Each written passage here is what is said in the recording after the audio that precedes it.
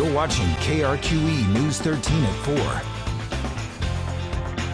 4. Good afternoon. Today could be the third time Albuquerque hits 100 degrees this year, meeting the typical yearly average. And while people statewide are trying to beat the heat, PNM says they won't have any brownouts this summer, 2 years after shutting down a main coal-fired power plant.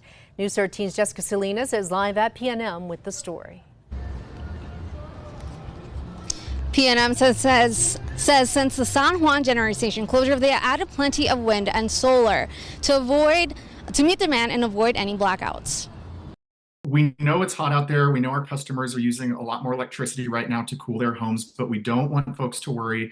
PNM says that this year they are prepared to handle the increase in power usage as New Mexicans try to stay cool this summer. PNM is prepared.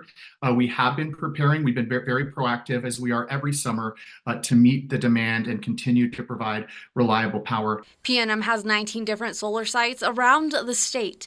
This year they have something new, a way to store the power captured by the solar farms. We've also added more battery and solar energy resources. So we added 312 megawatts of additional battery storage this year that was not online in 2023. The battery storage are at the solar farm sites in Bernalillo and Valencia County. PNM says they're not anticipating any brownouts this summer and have enough power to meet the demand.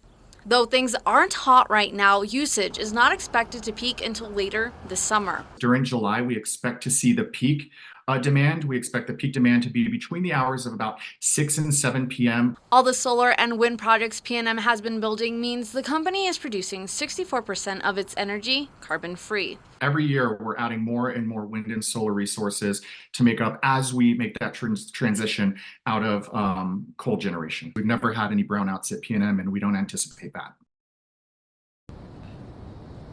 Those battery stations help from overloading the circuits at the two facilities while distributing the power to the grid. Back to you. All right. Thank you, Jessica.